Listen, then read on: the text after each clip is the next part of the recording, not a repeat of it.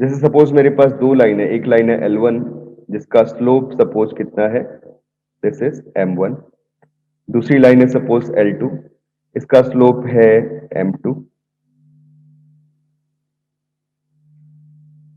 तो जो पहला पॉइंट है, that angle between the curves या लाइंस बोल सकते हो आप, angle between the line L1 and L2, वो आपने बोला सपोज थीटा है, तो उसकी वैल्यू कैसे निकालते हैं? हम निकालते हैं tan theta is equal to mod of M1 minus M2 and that divided by 1 plus M1 M2, है ना। और हम बोल रहे थे कि ये दोनों lines L1 is parallel to L2, कब पैरेलल होगी? जिस केस में दोनों के स्लोप्स सेम हो जाए, दूसरा पॉइंट। तीसरा पॉइंट क्या था कि L1 is perpendicular to L2, कब होगा ऐसा? जिस केस में अपने पास M1 इंटू M2 प्रोडक्ट का स्लोप्स का प्रोडक्ट -1 के इक्वल आ जाए, मतलब इस एक्सप्रेशन का डिनोमिनेटर जीरो हो जाए। अगर डिनोमिनेटर जीरो हो जाएगा तो tan थीटा अनडिफाइंड होगा, और tan थीटा अनडिफाइंड होगा कब? जब एंगल कितना हो? 90 डिग्री हो। तो ये तीन बहुत छोटे छोटे स्पेसिफिक से पॉइंट थे। अब इन तीन पॉइंट के कॉरेस्पॉन्डिंग और भी बातें लिखते हैं आगे, देखना कि फोर्थ पॉइंट मैंने लिखा कि अगर सपोज लाइन मेरे पास है L जिसका इक्वेशन है ax plus B Y plus C, this is equal to 0। Then इसका first part, line parallel to L, किसके? L लाइन के पैरेलल, ठीक है। तो उसकी इक्वेशन क्या होगी?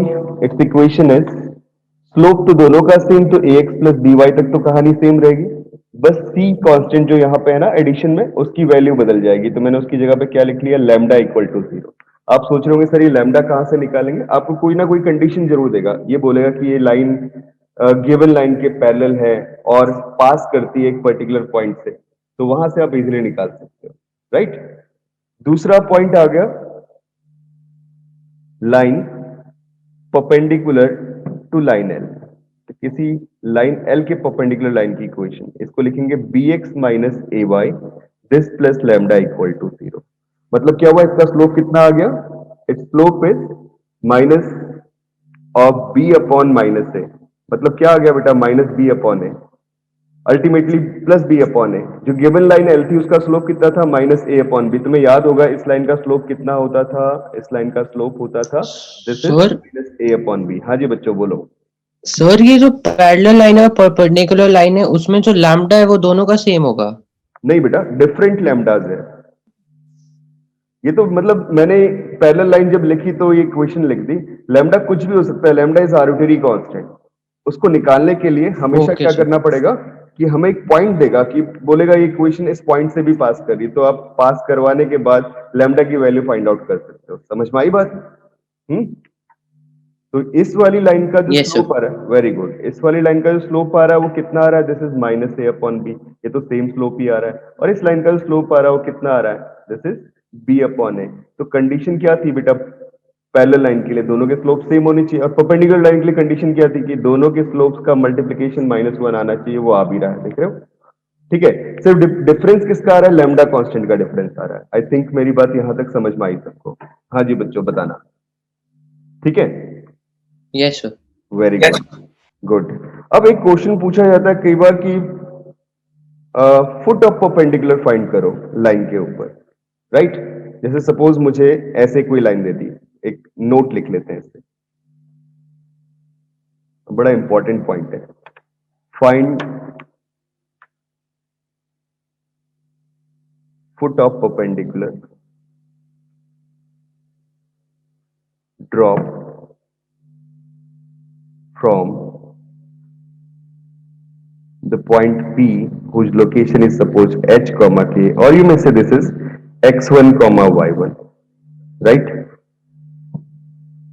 to line ax plus by plus c is equal to 0। मैंने एक रैंडम लिख लिया और हम चाहते हैं कि इसका एक प्रॉपर रिजल्ट बनाएगा, ठीक है।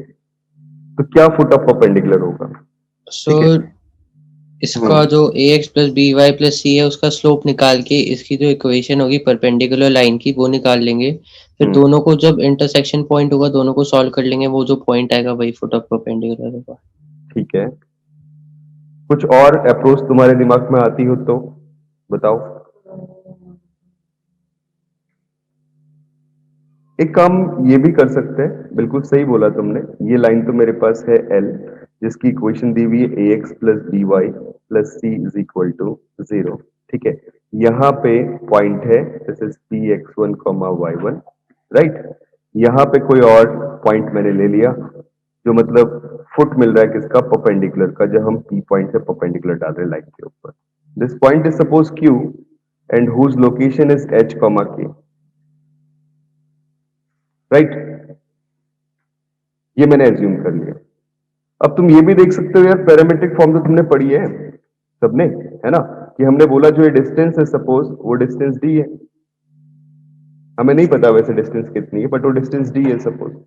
अब डिस्टेंस d का तो फॉर्मेट मैंने तुम्हें पढ़ाया नहीं, बट चलो कोई नहीं, लिख लेते हैं एक बार ऐसे, d ले लिया मैंने, राइट। डिस्टेंस का फॉर्मेट भी समझाऊंगा बेटा, पहले समझते चलो इसी बात को। तो d डिस्टेंस ले लिया। एक तो तरीका यह है कि p पॉइंट से p और q जो पॉइंट मेरे पास है, इसका मैं इस लाइन pq का स्लोप निकाल लूं और जो लाइन l दी हुई है उसके स्लोप का मल्टीप्लिकेशन कर दूं, ठीक है ना, उसमें स्लोप पुट कर दूं। तो उसके थ्रू भी सोचा जा सकता है, क्योंकि परपेंडिकुलर लाइन के स्लोप के लिए कंडीशन क्या होती है कि pq का स्लोप जो मिलेगा और लाइन का स्लोप जो मिलेगा उन दोनों का प्रोडक्ट कितना होना चाहिए, -1 होना चाहिए। एक तरीका तो ये है, ठीक है, जो पहला बताया क्षितिज ने, चलो उसको भी एक बार यूज कर लेते हैं, फिर उसके बाद मैं एक और कॉन्सेप्ट बताता हूं तुम्हें कैसे और सोचा जा सकता है। तो मैंने बोला कि सपोज जो पॉइंट Q है, तो पहली बात Q H कॉमा K जो पॉइंट आ रहा है, this lies on the line, this lies on L, which is ax plus by plus c is equal to 0। इस लाइन पे लाई कर रहा है, लाइन पे लाई कर रहा है तो लाइन की कंडीशन को सेटिस्फाई करेगा, मतलब इक्वेशन को सेटिस्फाई करेगा। तो ah plus b k plus c is equal to 0, एक तो मुझे ये मिल गया। दूसरी कहानी, दूसरा पॉइंट क्या है बेटा, कि जो स्लोप ऑफ L लाइन है into slope of PQ line है, इन दोनों का प्रोडक्ट कितना आ रहा है, -1 आ रहा है। What is slope of line L, वो है -a/b, ठीक है, इनटू स्लोप ऑफ PQ कितना आया, this is k minus y2 minus y1 upon x2 minus x1, तो k minus y1 divided by h minus x1, ये मिल गया, and this is equal to -1। x1 y1 point known है हमारे लिए, तो हम उसे नोन मानते हुए चल रहे हैं, और यहां से जो क्रॉस मल्टीप्लाई करूंगा तो इक्वेशन क्या मिल जाएगी, ये -1 और माइनस साइन तो कैंसिल आउट हो गया दोनों तरफ, और क्रॉस मल्टीप्लाई करने के बाद बेटा मिला है, this is a into k minus y1, this is equal to b into h minus x1, right. ये कंडीशन मुझे मिल गई। अब तुम जरा सोचना, देखो मैं कुछ फॉर्मेट बनाने की कोशिश कर रहा हूं।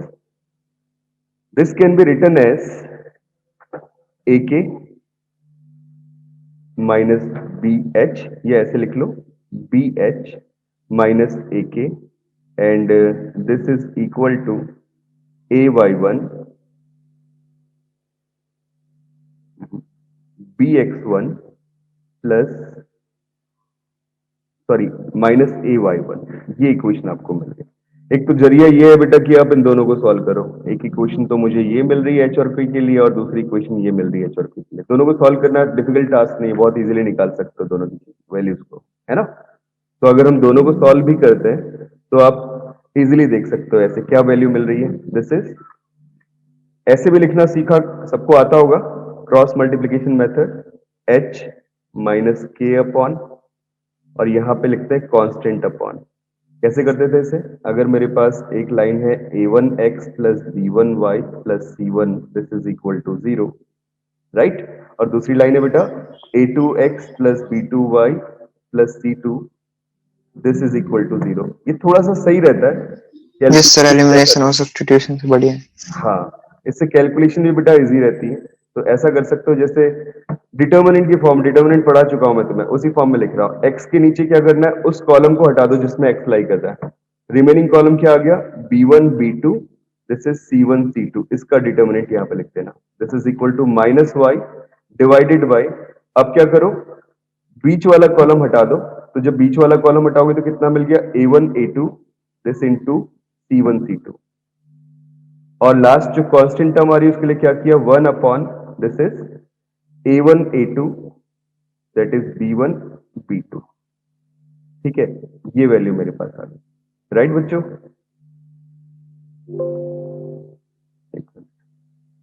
ये फॉर्म बन चुकी, this is b2।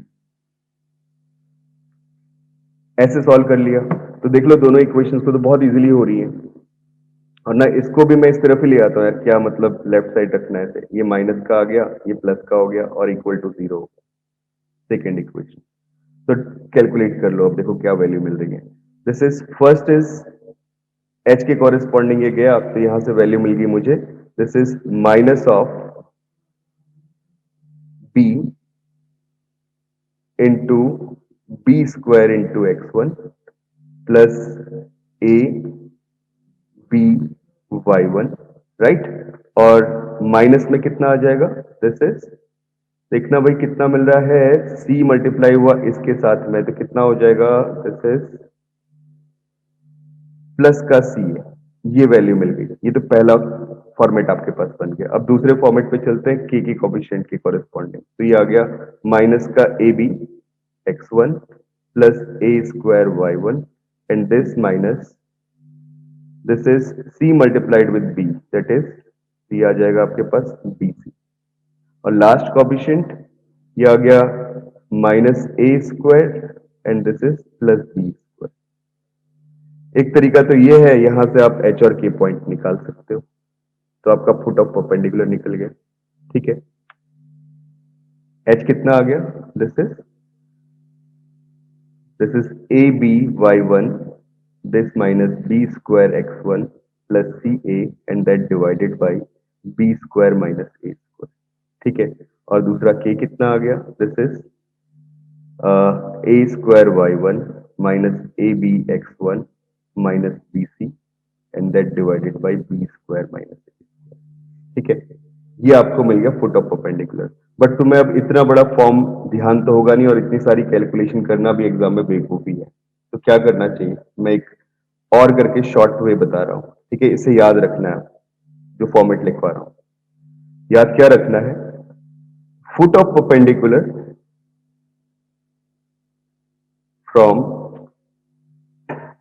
Point p x1 y1 टू द लाइन ax plus by plus c this is equal to 0 is, suppose q point which is x2 comma y2, ठीक है, satisfies the equation, q satisfies the equation, किसे satisfy करता है, x2 minus x1 this divided by a coefficient of x, ठीक है, equal to y2 minus y1 that divided by b, यहां लिखा है coefficient of y, and this is equal to minus of ax1 plus by1 plus c and that divided by a square plus b square। अब आप बहुत easily काम कर सकते हो, कुछ भी कैलकुलेशन नहीं बची। कैसे निकालोगे x2 और y2 को, एक बार इन दोनों को इक्वेट करोगे और एक बार इन दोनों को इक्वेट करोगे, जहां से x2 और y2 निकल जाएंगे, राइट।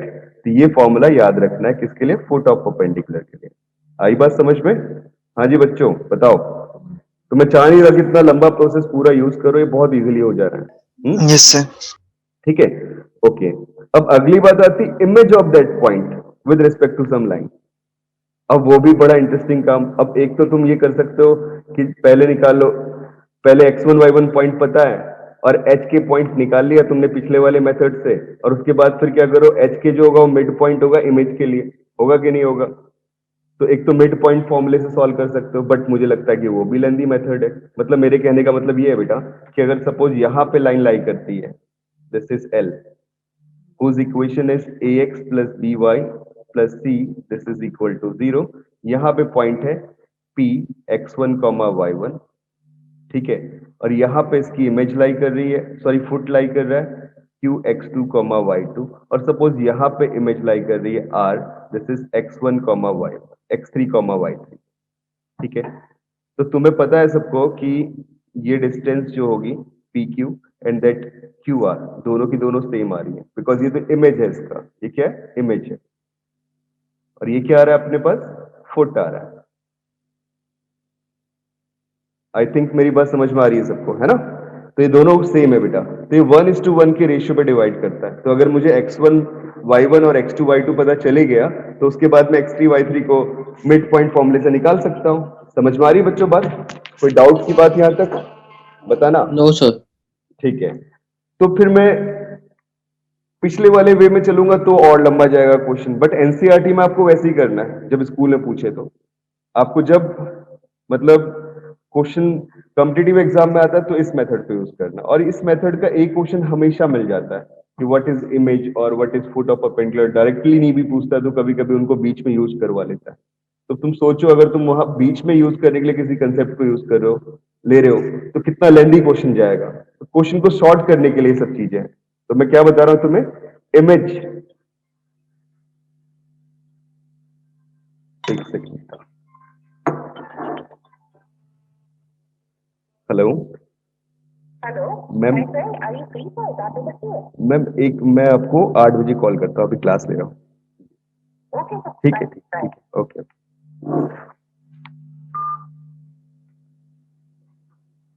हाँ जी बच्चों देखो, तो मैंने क्या बोला, image of point P which is x1 comma y1 in the line which is L ax plus by plus c, this is equal to 0। ठीक है, दोनों वे में करेंगे बेटा, क्योंकि सीबीएसई का भी तो एग्जाम देना ही है आपको, तो हम दोनों तरीके से क्वेश्चन को सॉल्व करेंगे। ठीक है, और दूसरा एग्जाम एडवांस का और मेंस का भी देना है, तो ये वाला फॉर्मूला भी याद रहना चाहिए, और इसका एप्लीकेशन भी तुम्हें बताता हूं। तो क्या लिखा मैंने, is suppose R point which is x3 comma y3, then this R satisfies क्या सेटिस्फाई करेगा, this is y3 minus y1 that divided by a is equal to x3 minus x1 this divided by a। मतलब कुछ भी लिख लो, पहले मैंने उल्टा लिख दिया, यहाँ पे b और यहाँ पे a, and this is equal to minus of 2 times ax1 plus by1 plus c and that divided by a square plus b square। Right बच्चों, बात समझ में आई सबको, हाँ या ना बताना। ठीक है, this is image of point p x1 y1 in the line L, और जो मैंने बोला क्या, R x3 comma y3। ठीक है, और R इस कंडीशन को सेटिस्फाई कर रहा है। समझ में आई बात? हाँ जी बच्चों बताना, हाँ भाई यस बोलो। सर। गुड। अब सपोज क्वेश्चन है ये वाला, क्वेश्चन क्या है, find the foot of perpendicular and image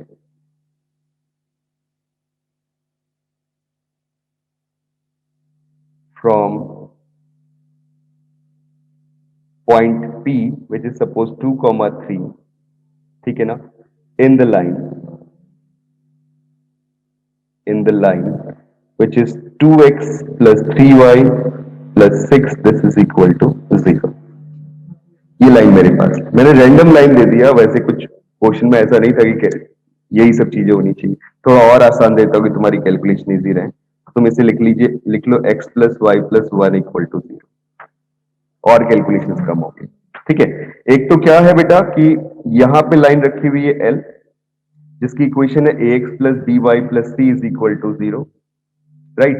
यहां पे पॉइंट आ गया P whose location is 2 comma 3। अब P का जो फुट मिल रहा है, वो फुट क्या मिल रहा है यहाँ पे, this is Q which is suppose h comma k, मैंने वैसे बताया क्या, y x2 comma y2, right, वही लेते हुए चलो। और फिर जब इमेज आया तो वो आ गया R, this is x3 comma y3। तो पहला तरीका तो मैं बता रहा हूं कौन सा, जो एनसीईआरटी में यूज करना होता है, और वो यूज करना भी है, इसलिए लिख भी लेते हैं एक क्वेश्चन, उस वे में भी कर लेते हैं। कई बार फॉर्मूलाज याद नहीं भी रहते तो भी, बट मैं इसके लिए रिस्ट्रिक्ट बोलूंगा कि ये वाला फॉर्मूला याद रहना चाहिए, इमेज का भी और फुट का भी, ये दोनों लिखवाया आपको, राइट। तो क्या है बेटा, कैसे सॉल्व करें, देखो पहली बात, इमेज देखते हैं तो हमें पता है कि ये जो लाइन थी ये लाइन क्या दी हुई है, एक्स प्लस बी वाई लिख दी मैंने, x plus y plus one equal to zero, ये तो लाइन की इक्वेशन दी हुई है। तो क्यू पॉइंट तो लाइन पे लाई करता है, तो क्या होगा condition, this is x two plus y two plus one equal to zero, पहली कहानी। दूसरी बात कि जो पी क्यू आपके पास है, ठीक है, उस पी क्यू का स्लोप कितना आ रहा है, एम से लिख लो ना स्लोप को, तो इस लाइन का स्लोप जो है एम एल वो कितना आ रहा है, minus one, minus a upon B होता है, एक्स का कॉफिशिएंट ए और वाई का कॉफिशिएंट बी, ठीक है। तो m of P Q into m of L कितना आ गया, this is minus one, because ये परपेंडिकुलर है। तो एम ऑफ पी क्यू कितना आ रहा है बेटा, this is y two minus three and that divided by x two minus two and this into slope of the line L which is minus one and that is equal to minus one. So this minus one eliminated in both sides and we have easily one equation. इसीलिए मैंने थोड़ा आसान सा format दिया था कि calculations कम हो, ठीक है। तो यहां से मुझे क्या मिल गया, this is y2 minus three is equal to x2 minus two and this is our first equation. Similarly दूसरी इक्वेशन, इसको सॉल्व करो, कितना बन जाएगा, x2 minus y two and this plus one that is equal to zero, this is second equation. इनको तो भाई ऐसे ही सॉल्व कर सकते हो, फर्स्ट प्लस सेकंड कर दो, जैसे फर्स्ट प्लस सेकंड किया तो मिल गया 2x2 plus two is equal to zero, that is x2 is equal to minus one, और वो रख दो सेकंड इक्वेशन पे, जैसे सेकंड में रखा तो y2 का वैल्यू कितना आ गया, जीरो आ गया, तो second implies that y2 is equal to zero. तो भाई हमारा जो फुट ऑफ परपेंडिकुलर आ गया ना, वो कितना आ गया, तो foot of perpendicular q, that q x2 comma y2 this is equal to minus one comma zero मिल चुका है, ठीक है, ये मिला। अब उसके बाद आपको इमेज चाहिए थी, तो इमेज के लिए क्या करना होगा, आपको पता है this Q is mid point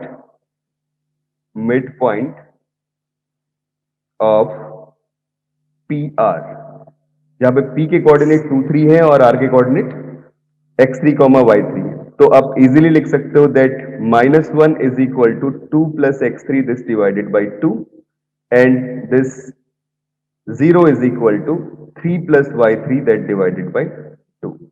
So this implies, पहले इक्वेशन से क्या मिल गया, this implies that x3 is equal to minus 4 and this implies that y3 is equal to minus 3. So what is our point? This point becomes q, sorry r point, this is minus जो था आपके पास x3 y3 this is equal to minus 4 minus 3.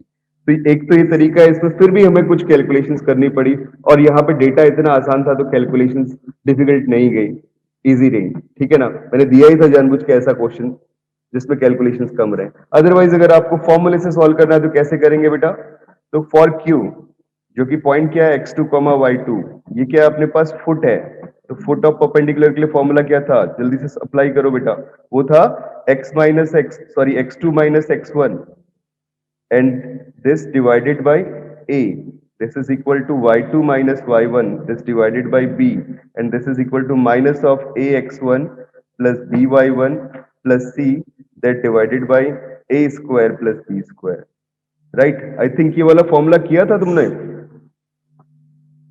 नहीं school में किया था ये वाला formula, I think नहीं किया होगा तुम डायरेक्टली इस पूरे नो लंबे सर नहीं किया था। हाँ वो पूरे लंबे मेथड से करोगे तो टाइम टेकिंग होता है बेटा क्वेश्चन, इससे बहुत आसानी से हो गया। अब तुम्हें पता है कि पॉइंट x1 y1 कितना दिया हुआ है, वो है अपने पास 2, 3 और बेटा लाइन क्या दी हुई है, वो दी हुई है x plus y plus one this is equal to zero. तो इस लाइन पे a का वैल्यू कितना आ गया 1 और b का वैल्यू कितना आ गया 1 और c का वैल्यू भी कितना आ गया 1, पुट कर देते हैं यहाँ पे, तो क्या आ गया x2 माइनस x1 कितना है 2 and that divided by 1 is equal to y2 minus y1 कितना है 3 that divided by 1 and this is equal to minus ax1। मतलब बेटा ये देखना x1 y1 पॉइंट इस लाइन पे तो पुट करना है बस, ये ax1 plus by1 plus c किसके इक्वल है, लाइन पे पॉइंट पुट कर दिया आपने, तो पुट कर दो कितना बन जाएगा, this is 2 plus 3 this plus 1 that divided by a square plus b square that is 1 square plus 1 square. मैंने वैल्यूज प्लेस कर दी सारी की सारी। अब देखो कितना इजीली फॉर्म बन चुका है, यहां से आया x2 माइनस टू, पहले मैं इन दोनों को इक्वेट कर रहा हूं फिर इन दोनों को इक्वेट कर लूंगा, ठीक है। तो मुझे मिला x2 minus two is equal to minus 6 divided by 2, ठीक है, और दूसरा क्या मिल गया y2 minus three this is equal to minus 6 divided by 2। So this implies that x2 is equal to -1 और दूसरा क्या मिल गया y2 is equal to -3 जब इधर जाएगा तो प्लस का 3 हो गया भाई तो कितना हो जाएगा 0। तो देखो यही तो पॉइंट आया था Q पॉइंट इज -1, 0। बहुत आसान कैलकुलेशंस होती हैं और बहुत इजीली फॉर्मूला सिर्फ ध्यान रखना है, कुछ बड़ा काम नहीं है बेटा। अब बात आती इमेज की, तो इमेज के लिए भी डायरेक्टली फॉर्मूला रख लो। अब तो प्रोसेस समझ में आ गया आपको, अब मुझे लगता है कि आप निकाल सकते हो इमेज को, है ना? हाँ जी बच्चों बताना, निकल जाएगा? Yes sir. Okay good. अब एक क्वेश्चन आता है बेटा कि अगर मेरे पास कोई लाइन दी हुई है, ठीक है, उस लाइन के लिए मुझे ये बताया हुआ कि कोई डिफरेंट लाइन है जो कि उस गिवन लाइन के साथ में कुछ एंगल बनाती है, ठीक है, कुछ एंगल बनाती है। तो उस लाइन का स्लोप या उस लाइन की इक्वेशन क्या आएगी? जैसे सपोज मैं इसकी बात कर रहा हूं, ठीक है। सर अगर इस फॉर्मूले का अगर हम बोर्ड में यूज करें तो कोई प्रॉब्लम तो नहीं? बोर्ड में तो बेटा क्वेश्चन आना ही नहीं, देख बोर्ड में 12th के आएंगे तेरे पास, ठीक है। 11th के पेपर में जो कहानी है, मैंने तुमसे बोला इससे पहले वाला मेथड इसीलिए करवाया, उसी मेथड को यूज करना है तुम्हें स्कूल में, क्योंकि स्कूल वालों को पता भी नहीं चलेगा हो क्या रहा है, ठीक है। अब वो बेटा सीबीएसई से बाहर बिल्कुल नहीं जाते। तो एक लिमिट का क्वेश्चन था, एक बच्चे ने वहां पे लॉपिटल रूल अप्लाई कर दिया जिसमें न्यूमरेटर को और डिनोमिनेटर को डिफरेंशिएट करते हैं। तो स्कूल वालों ने नंबर 0 कर दिए, बोले यार लिमिट के अंदर डेरिवेटिव कहां से आ गया, अब उन्हें पता ही नहीं इतना भी। तो फिर स्कूल वालों के चक्कर में पढ़ना नहीं, जो बिल्कुल सीबीएसई की बुक में लिखा हुआ है वही लिखना है स्कूल में पास होने के लिए, ठीक है।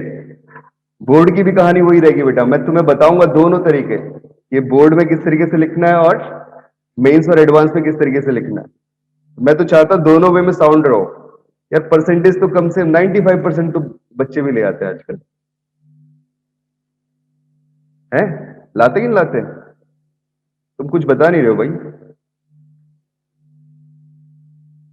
हाँ जी बच्चों, 95% बच्चे भी ले आते हैं ना। अब हाँ या ना कुछ तो बोलना चाहिए, लाना चाहिए कि नहीं लाना चाहिए तुम लोगों को? यस यस और वेरी गुड भाई। 95% मार्क्स लाना टास्क नहीं है, ये तुम ले आओगे और मैं इसकी गारंटी लूंगा आपसे कि मैं दिलवाऊंगा 95% मार्क्स तुम लोगों को। जैसे तुम हो सारे के सारे स्टूडेंट अच्छे हो, 95% मार्क्स में दिलवाऊंगा बेटा, ये मेरी जिम्मेवारी। बट यार मेरा ना सेटिस्फेक्शन इस 95% मार्क्स से बिल्कुल भी नहीं है। मेरा सेटिस्फेक्शन है कि मेंस में आपकी रैंक, ध्यान रखना जो बात मैं बोल रहा हूं, मेंस में आप सब लोगों की रैंक अंडर 2000 आनी चाहिए और सेम सिचुएशन एडवांस में होनी चाहिए कि अंडर 1000 रैंक आ जाए। तो मैं सोचूंगा यार मैंने जो पढ़ाया 2 साल आप लोगों को, उससे कुछ फायदा मुझे मिला है। अदरवाइज क्या, फिर तो चले जाओगे एनआईटी में। भाई आईआईटी का मतलब ही अलग होता है यार, कुछ कुछ चीजें होती हैं, मैं भी पढ़ा हूं ना, मुझे पता है बेटा कैसा एटमॉस्फेयर होता है। अब तुमने किसी यूनिवर्सिटी में या किसी, जैसे आजकल सो कॉल्ड इंजीनियरिंग कॉलेजेस है ना, पूरे 5 स्टार होटल की तरह है। एमआईटी का नाम सुना होगा तुमने, एमआईटी में उस वाले एमआईटी की बात नहीं कर रहा हूं, Manipal institute of technology, MIT university, ठीक है, लवली प्रोफेशनल यूनिवर्सिटी, मतलब बिल्कुल मजाक, 5 स्टार होटल। तुम जाओगे बेटा तो तुम्हें प्रॉपर वेंटिलेटेड एसी रूम मिलेगा, खाना खाने जाते हैं तो यूं लगता है कि जैसे 56 भोग हमारे सामने रख दिए हैं। तो यार उससे बच्चा पढ़ता थोड़ी है, वो तो ये कि आपके पेरेंट्स ने जो कमाया हुआ है तुम उससे बर्बाद करने जा रहे हो, रियलिटी है वो। अगर आपको एडमिशन, जैसे मैं आईआईटी में था तो मेरी जो खिड़की थी ना उसमें बेटा वो होता है ना कि ग्रिल्स लगी रहती हैं, उसमें ग्रिल्स भी नहीं थी, ओपन खिड़की थी। तो हम क्या करते थे कई बार ना, जैसे हमें नाइट में बाहर निकलना होता था, अपनी खिड़की से कूद जाते थे और खिड़की से ही वापस आ जाते थे अपने हॉस्टल में। और इतनी बेकार सिचुएशन थी, कोई बाइक वगैरह यूज नहीं कर सकता, स्कूटी बाइक कोई यूज नहीं कर सकता, हमें साइकिल अलाउ थी बस कैंपस के अंदर। तो साइकिल लेके जाते थे, तो साइकिल जो आईटी के गेट के बाहर जो है साइकिल खड़ी करते थे, बाहर निकलने में कोई परेशानी नहीं थी। क्या होता था कि हमारे वार्डन जो है वो देखते थे, वो बोलते भाई पढ़ क्यों नहीं रहा है, वो इसलिए डांटते थे। आप चाहो तो 4 बजे तक कैफेटेरिया में बैठ के पढ़ो रात को, तो कोई परेशानी नहीं है। लेकिन आप बाहर जा रहे हो मस्ती करने के लिए, तो उनको परेशानी होती है। इतना शानदार एटमॉस्फेयर, कमरे कैसे भी है, क्या फर्क पड़ता है। मेरे को कभी भी बेटा किसी बुक की नीड होती थी ना, मेरे को बुक लाइब्रेरी मिल जाती थी, कोई भी बुक हो। और हमारे जो प्रोफेसर होते थे वो सबके सब ऐसे थे, परेशानी जहां तक है बच्चे को, अगर उन्हें अच्छा लगता है, बच्चा स्टूडेंट अच्छा है, तो कहीं पे भी परेशानी वो हर एक मोमेंट में बताने को तैयार होते हैं। जैसे मैं तुमसे बोलता ना, आ जाओ यार कोचिंग में, पूछ लो डाउट्स, कोई प्रॉब्लम नहीं है। ये सेम सिचुएशन ना मैंने सीखी है वहां पे। तो कई सारे चैप्टर्स होते हैं, टॉपिक्स होते हैं। आप ट्यूशंस में जाते हो कभी ना, कुछ लोग जाते होंगे ट्यूशंस में भी, इसके अलावा भी, तो आप देखते होंगे वहां पे क्या होता है कि नहीं, इस वाले क्वेश्चन को तो मैं कल बताऊंगा यार, आज नहीं बता रहा। वो जो बोलते हैं ना, इस वाले क्वेश्चन को कल बताऊंगा, मैं आज नहीं बता रहा हूँ। वो खुद चैलेंज नहीं ले रहे हो तुम, तुम्हें क्या चैलेंज, मतलब तुम्हें क्या सिखाएंगे बेटा कि तुम चैलेंज लोगे कुछ लाइफ में। भाई साहब कैसा भी क्वेश्चन हो, मैं तो तुमसे बोलता हूँ यार, गारंटी देके, भाई 5 मिनट का टाइम लगेगा, 10 मिनट का टाइम लगेगा, अगर बहुत डिफिकल्ट क्वेश्चन है या हमारे दिमाग में क्लिक नहीं कर रहा, लेकिन 5 से 10 मिनट के अंदर क्लिक जरूर करेगा बेटा। क्यों? क्योंकि वो लड़ने की ताकत होनी चाहिए क्वेश्चन के साथ। तो ये मैं अपनी बड़ाई नहीं कर रहा, ये तुम्हारे अंदर आना चाहिए। इस चीज को इंप्रूव करना है लाइफ में, देन सब कुछ हो जाता है। एक ना टारगेट अपने अचीव करने के लिए ना टारगेट बनाने पड़ते हैं बेटा। और अभी तुम्हारे लाइफ का टारगेट ये होना चाहिए कि मैं एक कंपटीशन निकालूंगा बढ़िया वाला, और दूसरा बोर्ड का जो एग्जाम है उसमें मार्क्स मेरे 95+ % होने चाहिए। बस ये 2 चीजें मेरे पास होनी चाहिए अभी। इसके अलावा कोई टारगेट नहीं हो सकता बेटा। कोई सोचता है ना मेरा टारगेट तो यूपीएससी है भाई। अरे भाई साहब, यूपीएससी आ कब रहा है? ग्रेजुएशन के बाद आ रहा है, और जब आप 21 ईयर के हो जाते हो उसके बाद पेपर दे सकते हो। कितना टाइम है उसके लिए? जो चीज मिलने के लिए, मतलब जिसका एग्जाम देने के लिए भी, जिसके बारे में आप एबीसी नहीं जानते, जिसका एग्जाम देने के लिए आपको 5 साल लगने वाले हैं अभी से, ठीक है? तो यार उस एग्जाम के बारे में सोच के फायदा क्या? क्या लगता है फायदा? जो एग्जाम सामने है, हम अगर उससे ही हिम्मत हार रहे हैं, उसको अचीव नहीं कर सकते, तो फिर तो कुछ कर ही नहीं सकते लाइफ में। ठीक, समझ रहे हो बच्चों मेरी बात को? मैं पता नहीं क्यों बीच बीच में भावुक हो जाता हूं।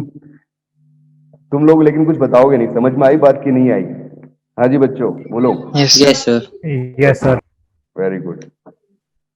भाई स्टडी करनी पड़ेगी बेटा, मेहनत करनी पड़ेगी। मैं तो कोशिश कर रहा हूँ कि 15 फेब के बाद अब मतलब यहाँ पे लोग, गवर्नमेंट जो है वो अलाउ करने वाली है, तो हमें सुनने में आ रहा है कि 15 फेब से वो अलाउ कर देंगे कि आप कोचिंग में पढ़ाओ बच्चों को। तो फिर तो ये है कि बेटा तुम दिन में कभी भी आ जाओ, बस टाइम देख लो, क्लासेस का ड्यूरेशन कब कब है सब टीचर्स का, और आ जाओ, पूछो क्वेश्चंस और बैठे रहो कोचिंग में। मुझे तो बहुत अच्छा लगता है।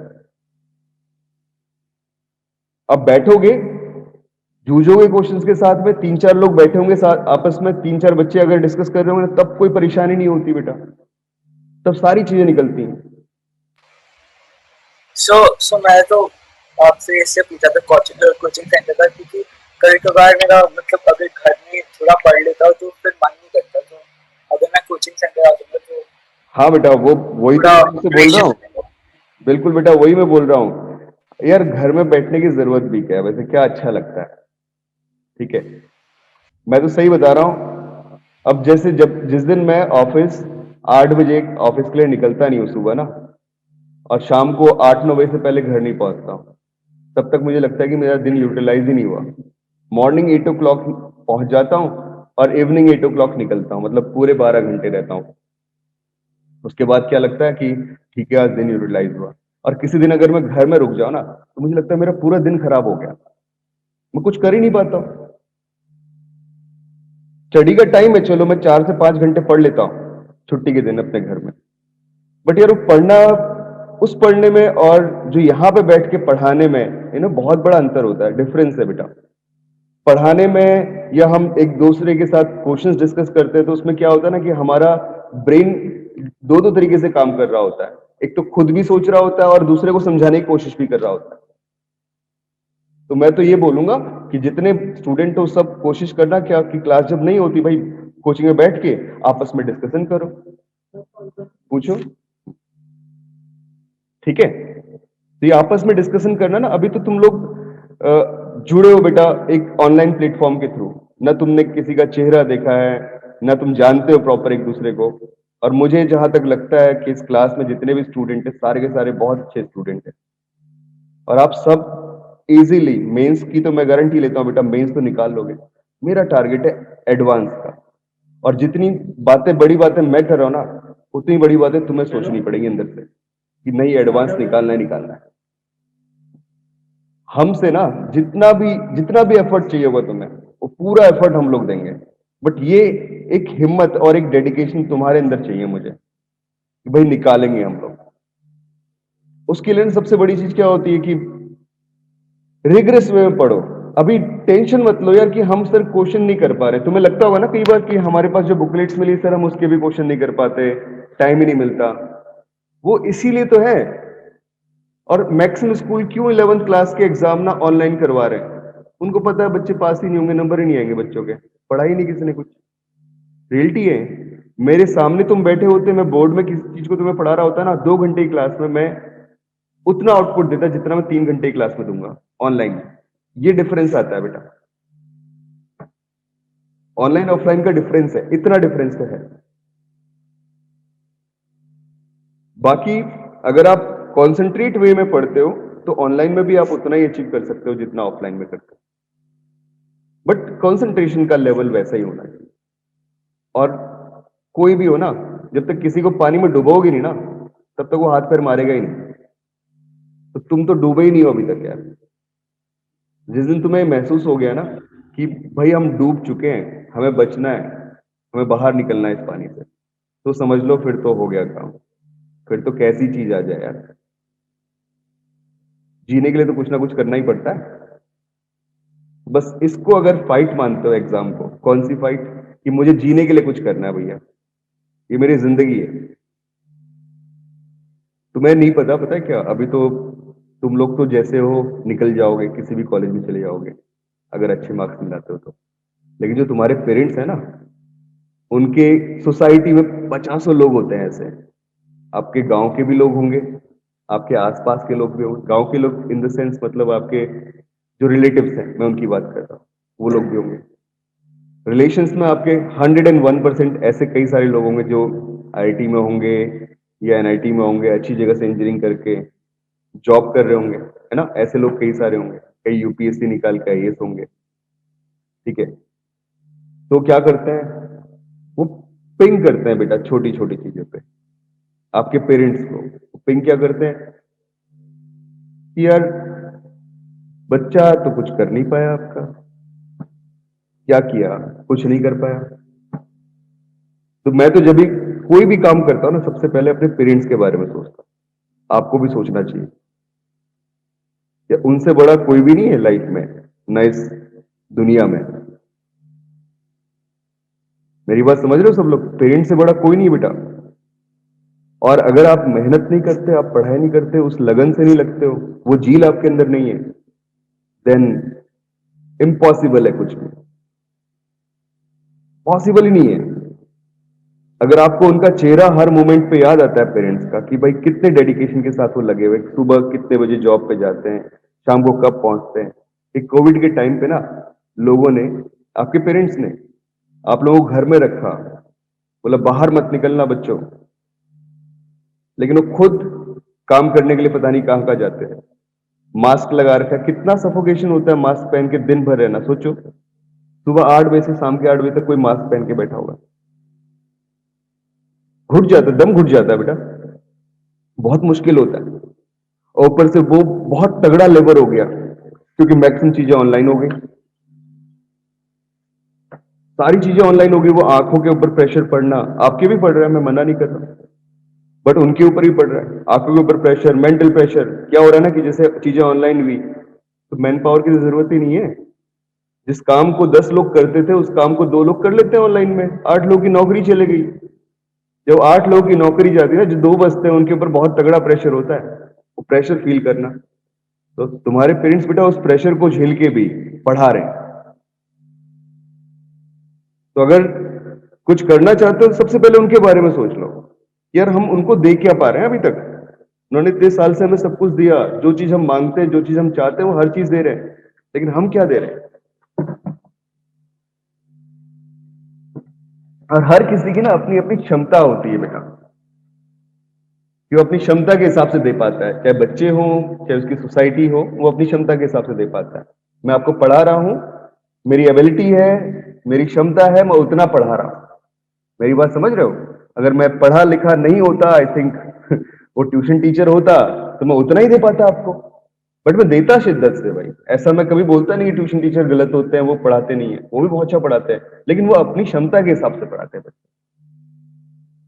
इज्जत हर किसी की, खासकर पेरेंट्स की। मेरे जैसे तो बहुत सारे तुम्हें लाइफ में मिलेंगे अभी टीचर्स, बट मेरी बात अगर तुम्हारी समझ में आ गई ना अभी, तो तुम पूरी लाइफ टाइम याद रखोगे। और मैं यही चाहता हूं यार। टीचिंग का प्रोफेशन है ना, ऑक्यूपेशन है, ये सिर्फ पैसा कमाने के लिए नहीं होता जैसे कई सारे बिजनेस होते हैं। ये इसलिए होता है ना कि भाई मेरे अभी 2008 से लेके आज तक 13 इयर्स हो चुके हैं। तो इतने स्टूडेंट्स कनेक्टेड है, और वो अभी तक कनेक्टेड है, पैर छू के जाते हैं। उसका रीजन क्या? क्योंकि उनको हमारी बात कुछ को उसी वक्त समझ में आ गई और कुछ को बाद में समझ में आई। तो तुम इस वक्त पे समझ लो। और तो मैंने सबसे बड़ी बात क्या कही कि पेरेंट्स हैं, उनका ख्याल रखो, उनके बारे में सोचो, तो आई थिंक हर चीज अचीव हो जाएगी बेटा। चलो चलते हैं, ये स्टोरी चलती रहेगी हमारी, बढ़ते हैं आगे। देखो, slope of line incline at an angle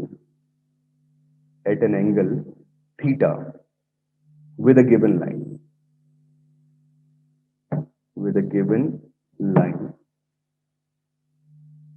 with slope m मैं इसको बोल देता हूं थीटा नहीं, इसको ले लेता हूं सपोज अल्फा, क्योंकि थीटा से तो हम स्लोप का एंगल लेते हैं हमेशा, है ना? तो इसको हम अल्फा ले लेते हैं with a given line with slope m। तो बच्चों कैसे सोचे? बड़ा शानदार सा कंसेप्ट आ गया अब आपके सामने। मैंने ये नहीं बोला कि इंक्लिनेशन कैसा है, एंटी क्लॉकवाइज है, क्लॉकवाइज है, दोनों हो सकता है ना? मेरे कहने का मतलब क्या है कि सपोज मेरे पास बेटा क्या है, यहां पे एक लाइन लिखी हुई है, देखो इस तरीके से, ये एक्स एक्सिस है, वो एक्सिस नहीं जनरेट कर रहा हूं, मेरा उससे कोई कंसर्न भी नहीं है। स्लोप निकालने के लिए तो positive direction of x axis चाहिए, तो मैंने वही ले लिया। ये एक्स एक्सिस है, और यहां पे एक फिक्स लाइन रखी है बेटा, देखो कौन सी, ये वाली एक फिक्स लाइन रखी है, जिस लाइन का स्लोप कितना दिया हुआ है आपको, m दिया हुआ है। स्लोप m है तो m ऑब्वियसली टेन थीटा के इक्वल हो गया। तो जो इसका positive direction of x axis के साथ में एंगल है वो थीटा है, राइट? तो बोलता है कि इस लाइन के साथ, इस वाली लाइन के साथ इंक्लाइंड ऐसी लाइन का इक्वेशन निकालो या स्लोप निकालो जो कि कितने एंगल पे है, अल्फा एंगल पे इंक्लाइंड है। तो अल्फा एंगल पे इंक्लाइंड मुझे दो लाइंस दिख गई, आपको भी शायद दिख रही होंगी। एक लाइन तो मुझे ये दिख गई, ठीक है, ये angle alpha. so even this angle is alpha. हाँ जी, ठीक है ना, ये एंगल अल्फा। पूछना बेटा कहां पे डाउट हो रहा है अभिषेक? Yes. ठीक है, एंड दिस एंगल इज, ये वाला एंगल कितना मिल गया? This is alpha plus theta. हुआ कि नहीं हुआ? क्योंकि इस वाली लाइन का अल्फा था, थीटा था एंगल, स्लोप थीटा था, और फिर हमने उसे रोटेट कर दिया कितना, अल्फा एंगल से। तो ये वाला एंगल मेरे पास total positive direction of x axis से कितना हो गया, अल्फा प्लस थीटा हो गया। और फिर मैंने दूसरा काम किया कि सपोज बोला कि ये लाइन पॉसिबल हो सकती है, कौन सी वाली लाइन, ये वाली लाइन पॉसिबल हो सकती है। तो यहां पे हम एंटी क्लॉकवाइज डायरेक्शन में गए और यहाँ पे हम क्लॉकवाइज डायरेक्शन में गए, तो ये आ गया मेरे पास। तो ये वाला एंगल अल्फा माइनस थीटा हो गया ना, theta minus alpha beta, theta minus alpha, right? Theta minus alpha, theta से अल्फा एंगल पीछे है ना, इसलिए। यस सर, वो पहले ग्राफ पढ़ाया था उसमें। हाँ, तो बेटा मुझे इसका और इसका स्लोप चाहिए। तो तुम्हें तो सब कहानियां पता है यार, तुम इजीली सोच सकते हो। इस लाइन का स्लोप कितना हो गया? इस लाइन का स्लोप सपोज m1 है, उसका वैल्यू कितना आ गया? 10 अल्फा प्लस थीटा। और इस लाइन का स्लोप m2 है, तो क्या आ गया? This is 10 theta minus alpha, right? तो मैंने इन सर दोनों, सिंप्लीफाई भी तो करना है ना, हाँ जी बेटा, सिंप्लीफाई करेंगे इसको। सिर्फ स्लोप भी फाइंड आउट करना है, इसे सिंप्लीफाई करते हैं, ठीक है? और सिंप्लीफाई करके बेटा एक फॉर्मूला रख लेंगे, वही ध्यान रखेंगे। अब ये कैलकुलेशंस बार बार नहीं करेंगे, मैं तो जस्ट तुम्हें समझा रहा हूं अभी, है ना? तो बेटा मैंने बोला जो दो लाइंस थी, उन लाइंस के स्लोप्स, इनके स्लोप्स जो है सपोज वो क्या थे? m1 और m2 थे। तो दे आर गिवन एज, कैसे लिखे? हमने लिख लिया 10 थीटा प्लस माइनस अल्फा। अब 10 a प्लस माइनस b का फॉर्मूला लगा लो, तो कितना आ गया? 10 theta plus minus 10 alpha upon 1 minus plus 10 theta into 10 alpha. 10 theta क्या है? Slope of the line L। वो कितना है बेटा? वो m गिवन किया हुआ है इसने, तो इसको वैल्यू पुट कर देते हैं। कितना हो जाएगा? m plus minus 10 alpha and this divided by 1 minus plus m into 10 alpha. अब ये ध्यान रखो बस, कितना आसान सा काम हो गया, ठीक है ना? तो ये जो स्लोप्स हमने निकाले, the slopes are given by this. तो अब इसको हम एज ए फॉर्मूला ट्रीट करेंगे, आगे जितने भी क्वेश्चंस आएंगे उन सब में डायरेक्टली इसी को यूज करेंगे, ठीक है ना? वो हमेशा गिवन करता है कैसे इंक्लाइन है, नहीं भी गिवन करता तो भी ये सोचा जा सकता है। अब क्वेश्चन किस टाइप का आता है, जैसे मैं देता हूं तुम्हें एक पहला प्रॉब्लम। हाँ जी बेटा,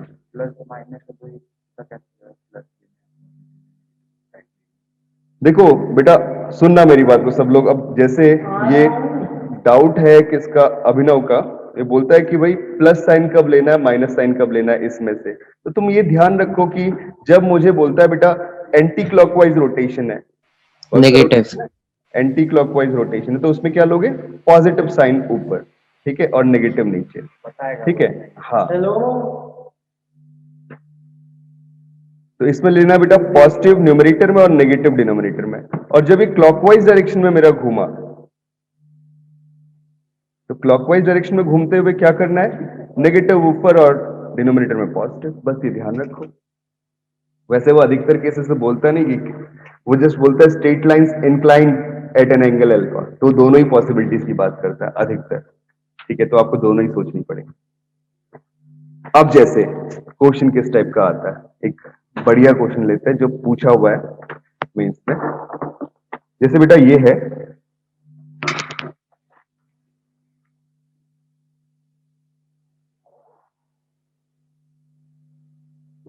let ABC be an equilateral triangle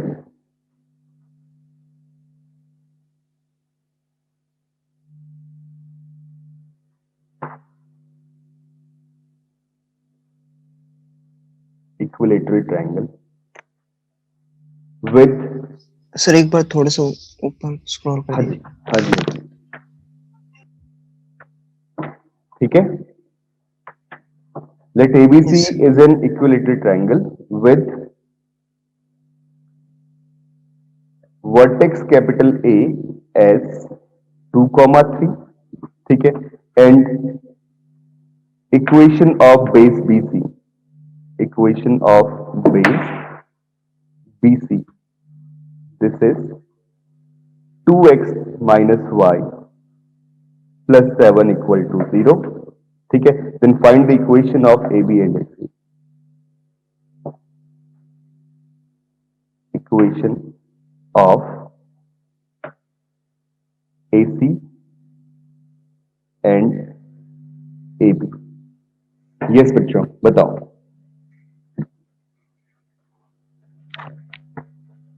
अब आप बहुत इजीली सॉल्व कर सकते हो यार, मैंने तो फॉर्मेट पढ़ा ही दिया तुम्हें।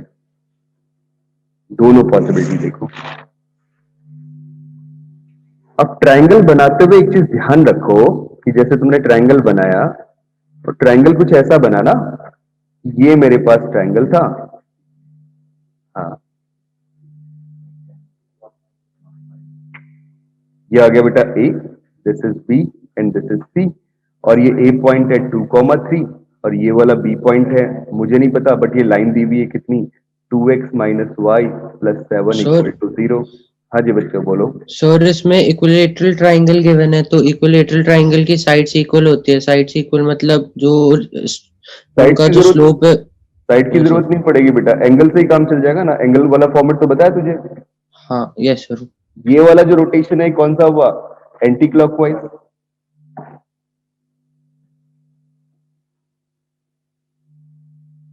ठीक है, और ये वाला रोटेशन क्या हुआ, क्लॉकवाइज।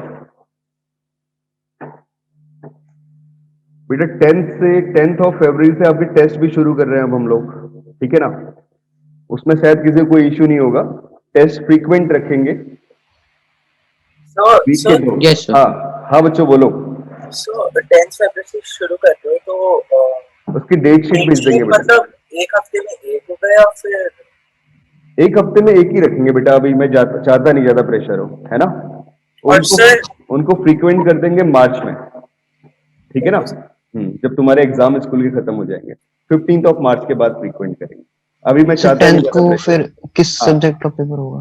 मैं बेटा वो सारी डेट शीट जो है ना वो भिजवा दूंगा, अभी 2 दिन के अंदर वो सब ओके तैयार हो सर। जाएगी, वो आपके ग्रुप में आ जाएगी, ठीक है। सो और जो टेस्ट जिस सब्जेक्ट का टेस्ट होगा वो एक ही दिन हमारा बेटा एक ही दिन, सब्जेक्ट और एक ऑब्जेक्टिव दोनों होंगे? नहीं बेटा एक ही दिन ऑब्जेक्टिव टेस्ट होगा 3 आवर्स का, ठीक है। और सर ऑनलाइन या फिर ऑफलाइन?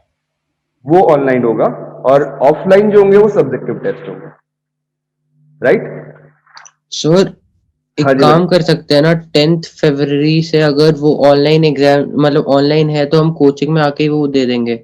हाँ बेटा अगर 10th फरवरी से ऑनलाइन आप ऑफलाइन देना चाहो तो ऑफलाइन दे दो, वो भी बहुत बढ़िया है। ऑफलाइन देने में क्या होगा कि तुम मेरे सामने दोगे, मुझे पता भी चलेगा क्या कर रहे हो क्या नहीं कर रहे हो, है ना, ठीक है। तो ऐसा भी कर सकते हो तो बहुत बेस्ट रहेगा अगर तुम ऑफलाइन आ सकते हो तो। चलो देखते हैं फिर, पहले देखो दो डायरेक्शन में घूमा है 60 डिग्री एंगल, एक तो एंटी क्लॉकवाइज और दूसरा क्लॉकवाइज, और इस लाइन का स्लोप कितना भाई साहब बताओ, लाइन का स्लोप आ गया 2 माइनस ए अपॉन बी, हो गया काम खत्म। बस अब क्या करोगे, बोलोगे कि स्लोप जो आना है इन दोनों लाइंस का m1 और m2 आना है, मतलब इसका m1 ले लिया, इसका m2 ले लिया, तो क्या आएगा, वो आ जाएगा इस फॉर्मूले से, this is m plus minus 10 alpha and that divided by 1 minus plus m 10 alpha, जहां पे m का वैल्यू 2 है और अल्फा का वैल्यू 60 डिग्री, ठीक है। तो कितना आ गया 2 plus minus this is √3 and that divided by 1 minus plus 2√3, ठीक है। तो ये आ चुकी है बच्चों।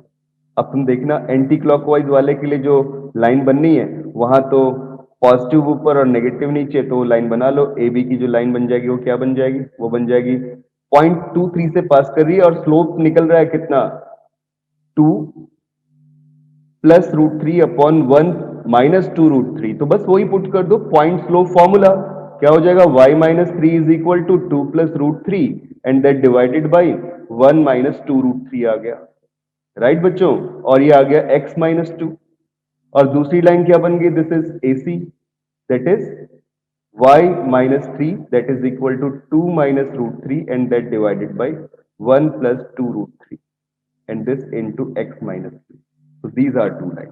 कितना आसान सा फॉर्मेट बन गया, है ना। तो अब अगर हमें फॉर्मेट ध्यान है, फॉर्मूला ध्यान है, तो फिर आप इजीली सॉल्व कर सकते हो। तो ये फॉर्मूला याद रखना है कि कभी भी वो एंगल इंक्लिनेशन की बात करता है तो डायरेक्टली इस फॉर्मूले को यूज कर ले, राइट। अब बात आती है बच्चों अगली, बढ़ता हूं नेक्स्ट कंसेप्ट के ऊपर, position of point with respect to a line.